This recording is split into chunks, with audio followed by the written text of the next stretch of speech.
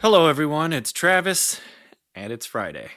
Happy Friday to all you wonderful, wonderful, lovely people out there who decided to come through and listen to your boy T Rex, T Ravenous, T Bag, Travis Straw. This is Frantic Purpose. And today I want to talk about work a little bit, jump around to whatever feels right per use. If you're brand new to this thing, I generally talk about what I'm doing, my attempts to have any type of purpose. Hence the I don't know if I've ever talked about this, but frantic purpose came from uh, just my eternal want to make an impact in a positive way in this world, and also in my own life and others. Life's crazy. Life is crazy. Anywho, it is February 7th, 2025, and I've worked since I was 16 years old. I've had very little time between jobs in that, how long is it? 20, 21 years I've been working. I started out, I think my favorite job ever to this day was that job at Regal Entertainment Theaters in Fairfield, California. I wanted to be a projectionist.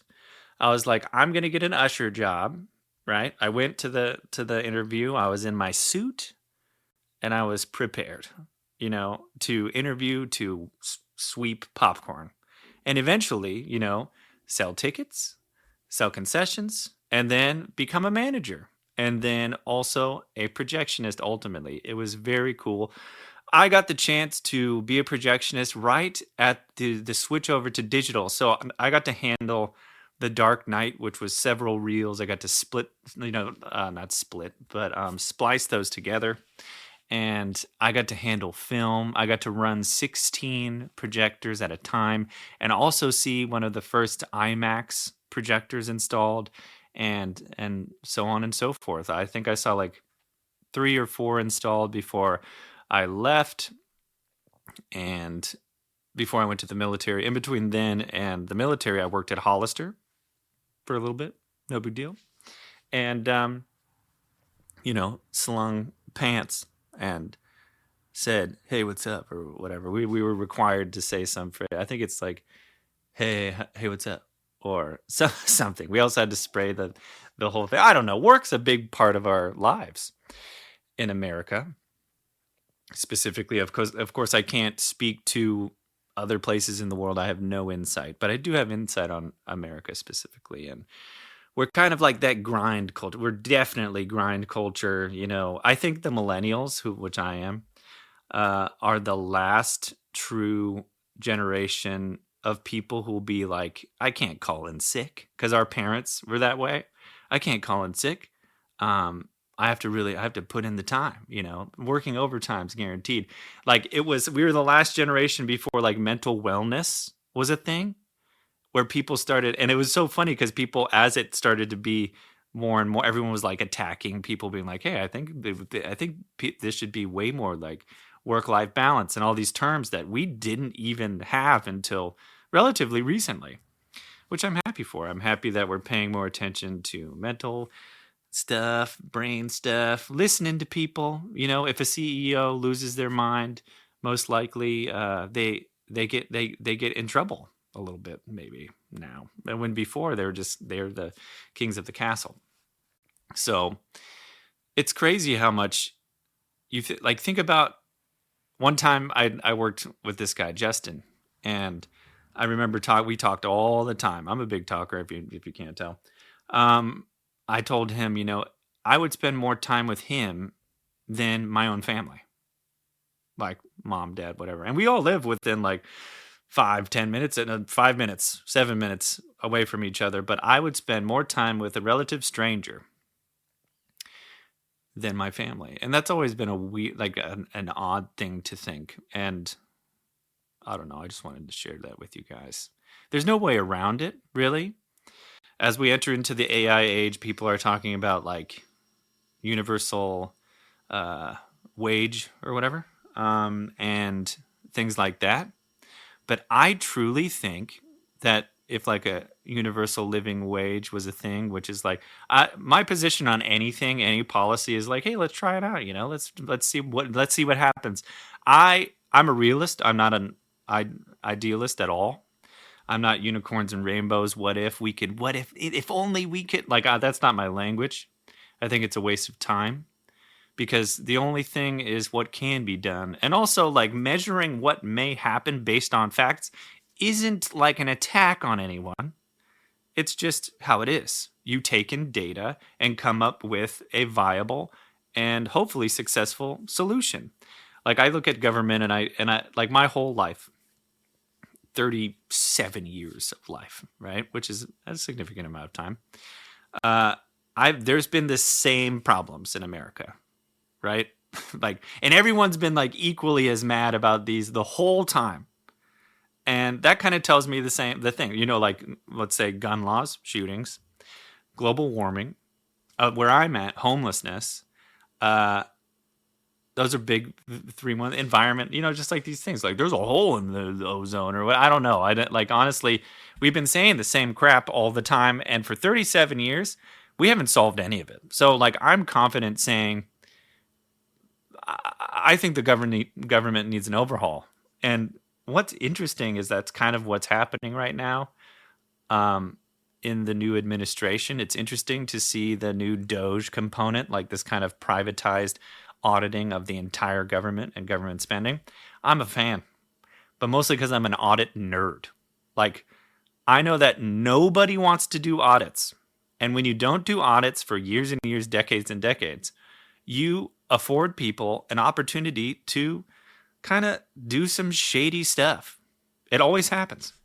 Like, you want to believe that we can operate systems and companies as human beings. You want to have like good faith. But, I think that's idealist. I think it's more realistic to kind of plan for, if we don't do audits, we'll have a lot of failures. Maintenance is important. Audits are important. You can't. So I'm happy with what's going on. I don't know what's going to go on. Of course, I don't know the future, but we'll see. I'm happy that someone's asking questions about what we're doing with all of our money we give them. It's so interesting, and I didn't mean to make this totally political. I was talking about jobs, and then now I'm talking about taxes, which is integrated into our jobs. Like, we all, in some way, shape, or form, add to a bucket as like citizens of America. We pay taxes, most of us, and we don't get any insight on where that money goes, which is weird. And if like a website where you can sign in and you can see where they're allocating your money, I think that'd be great. I don't think it exists. And I also know I don't have any insight. They could up my taxes tomorrow. I have like no recourse, which is weird. Anyways, let's get it together, Travis. You can't just go on a political tirade. Let's get back to work. Because on the other end of the spectrum, even though me and my brothers and my sister, we're all working. We've all worked for most of our lives, whether it's professional in the sense of like corporate or what I consider, or being a parent, which is absolutely a job and work. I wonder, and I've known people who have not done this their whole lives, right? For some way, shape, or form, and some magic happened and they've been afforded a lot of free time. And when I think about universal, like basic income, whatever the term is, I think about those people because most of those individuals do not, in my opinion, make use of that time, that free time. I think of my life, I'm like, what if, Travis? What if you didn't have your corporate IT job that I've had forever? I'm going to sneeze. Excuse me. What if you didn't have that? I know what I'd do. But I wouldn't say I'm part of the norm.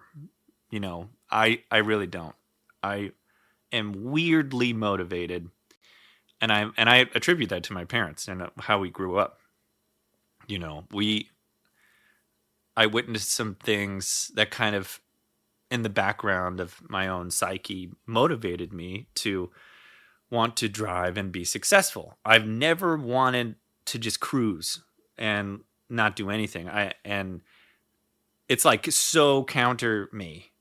It's insane. Like if someone was like, "Okay, Travis, if someone gave me a task to do nothing for a month, like nothing meaning like I can't do my job, I can't do art, I can't make, what I'm about to do with like the audio adventure, my Star Wars fan fiction thing, like don't work on anything.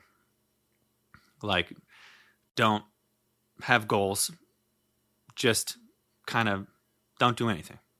That would be an incredible challenge for me because I've known so many people that even when they have a job or not, like I feel like most the median for individuals is to get through the day and kind of numb themselves. And to me that's like a crime on this life. To be so absent is so flippant with this life we know to be finite. This beautiful, there's so much beauty. There's so much experience. And if you own your time fully, what do you do with that time? I know for me, I have a structure. I'm a very structured person. I enjoy structured goals. My months, I have like a reward system for myself that I've talked about on this podcast where this year per month, I'm drinking less, I am eating, I'm dieting more. And if I do all of those metrics, which there are a lot more, then I get one weekend where I get to essentially do whatever I want, eat whatever I want. And even that is structured. And I love it because if it wasn't, I think about the aimless numbness of doing nothing. And I know that overall it's a negative thing. Whenever I've done that, I know it's because I'm depressed. And that's only because I've spent a lot of time getting to know myself and being honest with myself. I've talked about my depression and anxiety on this podcast and everything like that. I know that when I'm like essentially numbing myself with TV, food, alcohol, and generally avoiding anything that I should be doing, I know I'm depressed. And I'm trying to avoid acknowledging that whatever's making me depressed. And I've worked so hard to instead like turn my eyes to what I'm trying to ignore. And I think that's the thing that most people struggle with. If you don't have a job, then you're really hit with all of that. Like the weight of time. So if we had universal wage for everyone, and essentially it was enough that people didn't have to work, I'm not sure it would be net healthy for the society of America. I get that. I get the idealist view. I get that, everyone would have money. And we see, like, you could look at it and be like, people are like, well, they don't have money. That's why they're failing. It's like, okay, so we give them money. But we do that already in San Francisco, in California. There's an incredible host of government just programs to help people. And ideally, you'd think, great. How could that be bad? And I'll sit here and tell you, it's bad because no one's audited it until recently. There's a new mayor who promised they're going to make changes. And for most of my life, the problems have gotten worse. The programs have there's been more. We've spent more. I think per year it was like $1 billion on just the homeless problem. And we get taxed more by the state, by our city and everything. But why isn't this fixing anything? And I think it's because inherently the human race needs an incentive to do things. So if we give some people just money, just send them money. everybody. Then they're like, okay, what are they going to do with that money? Most people on their off time will spend their money to relax. My guess is they would spend their money a lot. I think most people, I think the general, oh, we could ask ChatGPT, what's like the general savings of each person in America? I'm going to guess that it's pretty low. Stand by. Point being that we aren't super fiscally responsible as a unit. What is the average savings of an American? Oh, I'll do this on. Never mind. Hold on. Let's do it a more fun way. How do we do it a more fun way, Travis? I will show you. Oh no, where is it? Dead space, dead space. Get it together. Is it you? Is it you? Nope. That's not it. Oh, I wanted to do like the freaking. Ah, there we go. Hey, how's it going? Hey, I'm doing well. Thanks for asking. How about you? What's on your mind today? Well, I was wondering, what is the average savings of an American citizen?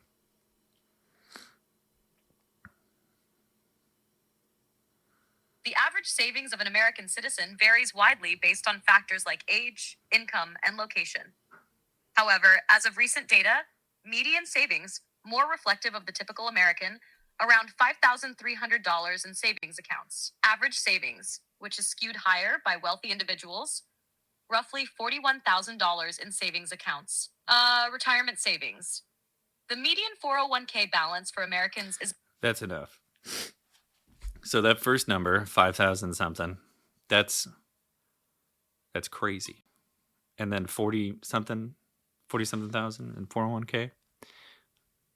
Like that to me, like I don't know. I had a unique upbringing where I learned that finances are important. I think they're like kind of the cheat code to having a relaxed or at least somewhat relaxed life. You know, if you have a savings plan with whatever salary you have or income, whatever you like, then you can afford yourself if you choose not to buy so much and choose to like diversify what you do with your free time. Then you can find places to cut things. And this is another audit. I see it as a video game almost. You know, it's my almost like my favorite game to play is where can I cut money? What don't I need? Which people hate doing. I'm the one who like audits my books, everything in my house, all the like whenever. Like that is not common. People want to have more, do more, spend more. I'm on the other end being like, do less. Take walks. You know, take in the beauty of life. Go to the beach if there's one by you. There's some pretty awesome experiences that are free. But I think about government programs, and I'm not sure how good they are for people.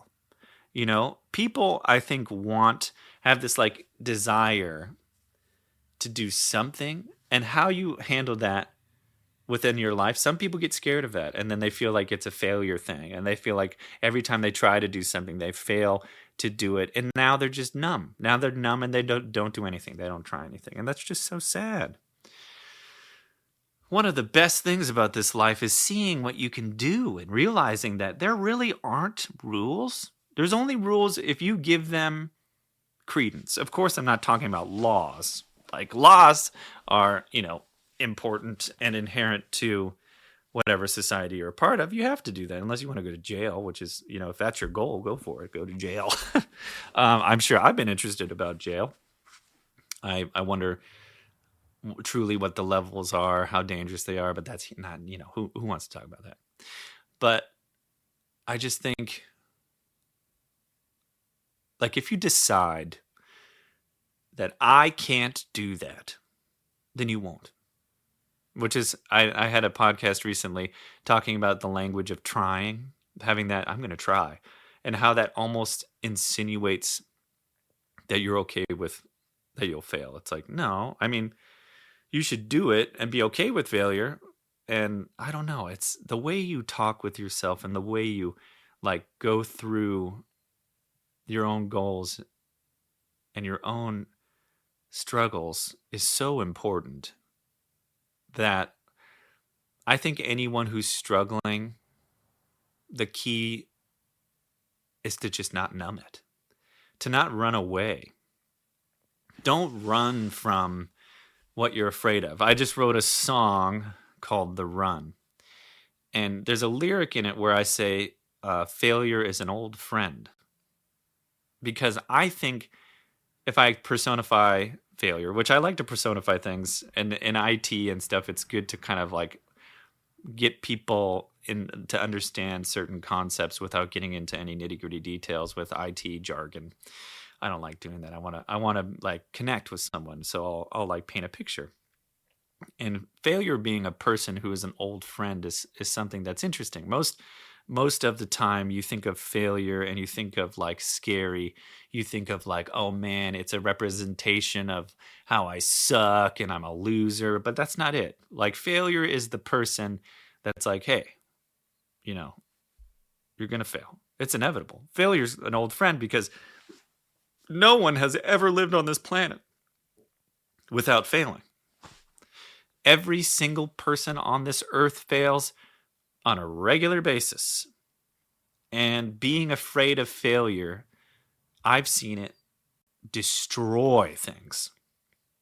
Letting it own you and own your choices, letting it like condemn you to a couch potato life, and letting it condemn you to eating too much and drinking too much and abusing yourself because you're just terrified to do the other thing, which is to say, okay, I failed, but I'm going to try something else. I'm going to see what else I could do. I'm going to see how I can max out my life here. I want to see what I can do, what I am good at, and that requires some courage. And is this making any sense?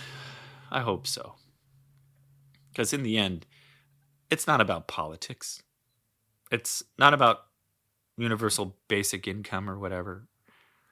It's that I think if people are given everything, it won't fix anything, because the problem isn't resources. I think the problem is the message to people, to the society, our entire like American dogma that if you want, you could have McDonald's every day. Who's stopping you? Live your truth. What you do is true. And no matter what truth it is, there's no wrong or right.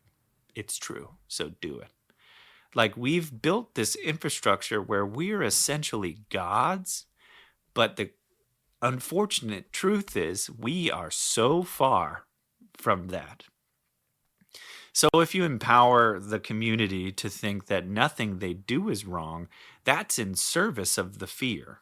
That's in service of not making someone feel bad, which goes back to that realist thing. If someone asks me, Travis, what do you think? I'm looking for help here. What do you think in my life would help me straighten out? And part of that stuff would be if this person was overweight, being like, I think you should get a handle on your diet. And I think going to the gym would help you clear up your mind. That's why I go. And then it would allow you to kind of take in the world on your own terms. But all of those things, I can't just say to people, especially in the city I live in, especially just in general, even like within certain groups that I am a part of. Some people villainize honesty because because when you say that, when you say like, hey, what's going on? Are you okay? Like, it seems like something's going on. You've gained a little weight.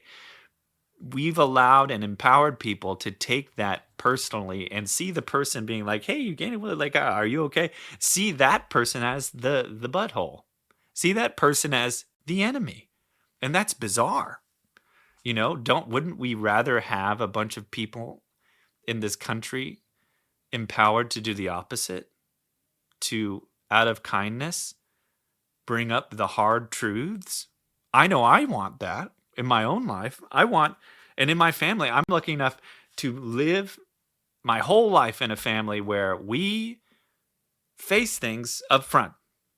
Not to say we're perfect at all. It it can be intense, but it's always the right choice. It is always the right choice to not let your loved one stew in whatever funk they're in. And as we live and we see our families in funk and we love these people, if you're a part of a family where that's not the culture, where like you live up here on the surface, you're probably sad. You probably feel alone and unseen and unappreciated. And that's because there needs to be a basis of honesty, because honesty allows people to be vulnerable. And once someone sees Travis, they're like, Travis is I know that if he says it, then he doesn't mean it in any bad way. He loves me. He cares about me. The only reason Travis would say anything like this isn't to hurt me, it's to help me. And I've had that the joy of creating those relationships with people throughout my life. For whatever reason, I think it's because I'm trustful. I truly love people, and I truly want. I see people. It's not like, if you could imagine like having a vision where you could see demons on people's backs, like sucking their life force. Like I can. And of course, that's not how I see, but that's like the personification of it. Like, imagine if you could see everyone's demons sucking their lives and their happiness and their goodness out of them. That's kind of like how I feel like I see people. And because I do have that, and I am open and I'm not judgmental, I am fiercely decisive and also defensive for that person. You know, it is so sad to witness someone trick themselves into living an absolutely terrible life for themselves. Like a person who has OCD and is incredibly overweight and obviously has mental deficiency. This is an actual person that I know. It's your job. If you're in that person's friend group, family group, anyone that person holds dear, it is your job to question these things. If you have any interest in their longevity and their happiness or anything, if you just allow yourself to believe their jargon, like, oh, I'm fine. The doctor says I'm fine. I don't have OCD, even though all of those things are 100% like not real. And everyone knows it's not a question. If you allow that, if you're not a part of the crew that's like, yo, I know that's what you think, man, but I think you at least go talk to someone about it. At least, because I'm worried about you. If you can't say that, then you're a part of the problem, Then you're essentially watching this person slowly kill themselves in some way, shape, or form, and that's sad. So it's like, would you rather avoid conflict because you want to save yourself the intensity of trying to help shape someone you love into a more healthy person? Would you rather like spare yourself that kind of, I call it war, because it can be that intense. It can be that crazy. And within my family, I've been a component. I've gone to war for most people in my family. And as a product of that, I know and believe and also witness, and it's been acknowledged, that because of those wars, positive things and growth have happened. 100,000,000%. And I would not change any of it. And it wasn't like unicorns and rainbows for your boy Travis. Like, it's hard. It is hard to point at someone's sickness and be like, I love you. I really want to help you into this space where you're relieved of this darkness, this sickness, this thing that's controlling you, that you don't see it, whether it be anxiety, depression, whatever suite of crazy negative things this world offers. If you don't fight for the people you love in a tender way, I'm not saying like I say war, but that's because it's to me a spiritual war.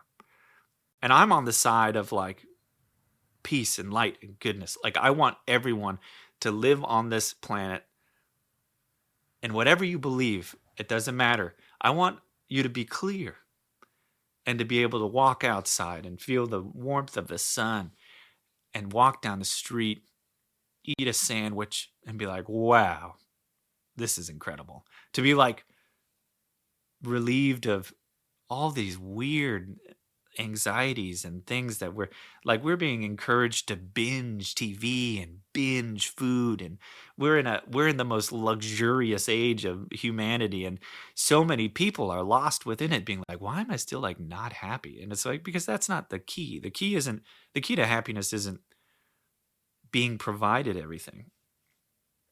The key to happiness is being brave enough to look inward, to hear your mom say, "Trav, you've gained a little weight, huh?" Which actually happened to me. And even though in the moment I had like a spike of defensiveness, I also know she was right. And because of that, at that time, I lost a lot of weight. Of course, that was years ago. I'm in the same I'm always in the same grind of like losing and gaining weight. I think we're all there, but I'm back then it was what I needed to hear. And my mom, I'm lucky to have a mom throughout my life who's out here checking us and giving us a foundation of it's okay to check, like checking each other in a positive and also like not mean way is absolutely healthy and absolutely something you should be doing. I'm so lucky to have grown up in a family where asking about things that people you love are going through is appropriate, and not only appropriate, helpful, and love. It's love. So yeah, hopefully there was some kind of through line there. The end, the too long did not read, the TLDR, is do not be afraid of what you aren't, or how you are broken, or your failures. Because the minute you're afraid is the minute you will not be able, that it wins, it grows, it'll take over you, and your actions will seem like yours, but they aren't. Your inclination to not take an interest in your health, or not take an interest in your diet, to not take an interest in being productive in your day and making use of your time. I don't know. I'm on the side that you should live honestly and openly, and everyone you love should know that you're here for them. And I know, I know in my life, people either love it or they hate it. And I get it. And I'll tell them too. I'm like, look, like if you don't want my advice, I won't give it to you. If you come to me with something, I'll give you my advice. It's not going to be, unless you're like killing it, then I'll be like, oh man, I'm a cheerleader. But if there are like inherent problems and you come up to me, be prepared, because I'm going to tell you. I like part of who I am, and part of my job is to workshop positive ways forward, to repair things that can be more efficient, that are running incorrectly, you know. And I'm happy for the people who have loved it. You know, like there's a few people on this planet that became very close to me, that realized like I'm a fierce ally. Like I'm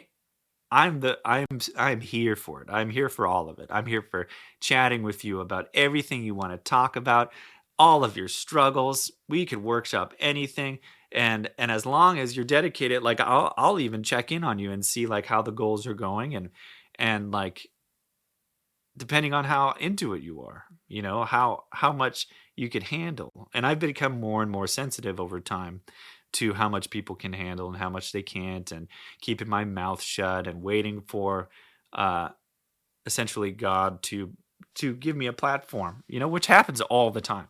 I find myself in situations to help people my whole life, and I've made a positive impact. It's undeniable, and I thank God for it, because people need more people in this world that care. Not tell them what they want to hear, but to see them for who they are. Those sweet, vulnerable hearts and souls that just want someone to say, "How are you? You doing okay? What's going on? You seem a little bummed." Anything, it is the most awesome gift you could give someone, is to take some minutes out of your day to chat with someone else about, like, "Hey, how's it going? How are you doing? What are you up to? How's life?" It is so incredibly insane how little that happens, and how little, like, that is even something people think about doing. I understand most people think they want it, and I'm a component. I'm like, "Hey, I'll ask. I'm interested. I want to be a part of that. Like, let's talk about it." Um, but can you imagine this world if we, and this is some hippie stuff, but really, if we just took time to care about each other, not spend so much time judging, but call each other out in a nice, fun, happy way. You know, "Hey, you've been drinking a lot lately. You okay? Let's go to a bar. Let's talk about it." Not judgment, but just like caring. I don't know. That's what's on my mind today. And I hope you took something from it. There's a lot. Life is too crazy to go through it alone, And I don't mean, like, you could have friends, you could have family, you could have a wife, a husband, or whatever, kids. It does not mean you don't feel alone. Loneliness is so unique. And it's almost it is directly associated with how much you feel like people see and care about you. How much do people go out of their way to say, "Hey, Travis, how are you?" And I'm like, "Oh, it's okay. No, no, no. Like, let's talk. Let's go grab a drink and chat. It's been too long." Or for people I work with, I love checking in on my guys. It's a part of my job, but I also truly, care about these guys. And they've slowly learned, each one on their own, at their own pace, that I am who I am. I'm an honest dude. I care. And I want them and their work to be a great experience, not like a hard, dumb one. I want them to know I'm their ally, I'm their champion, I'm their shield, and I'm here to listen, and I'm here to throw down on their behalf. And that's how I deal with most anyone who will let me. And if you choose to take what I have to say negatively, my only thing I have to say is you probably need more help than you know, because I know that I'm never I've never come at someone and be like, "Look here, you dumb idiot. You've been drinking way too much, and that makes you a stupid butt."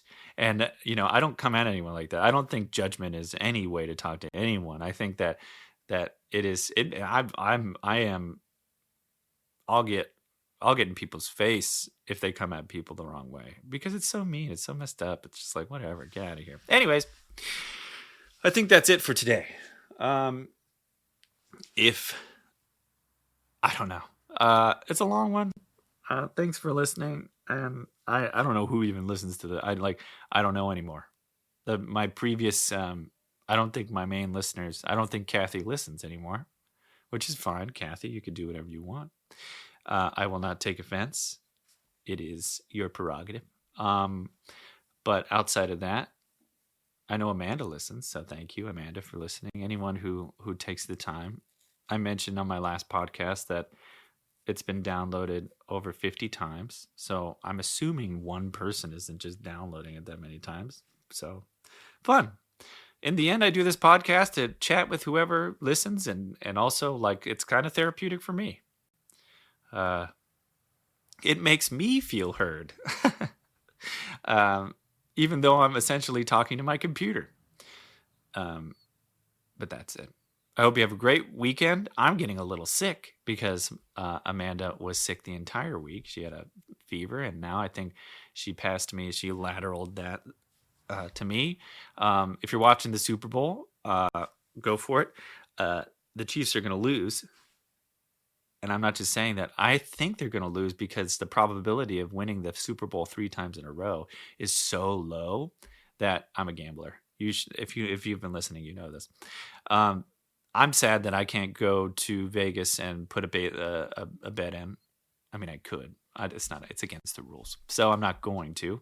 But I think the Philadelphia Eagles will win because the probability of doing it 3 times in a row is bananas. But hey, more crazy things have happened. We went to the moon one time. Remember that? Anyways, my name is Travis Straw, and this is Frantic Purpose. Have a wonderful, wonderful weekend. Remember, fear is your friend, but also, get up and get on out. Go do something. Have fun. If you're day by day tripping and sad and numb, man, don't make me come find you. Bye bye.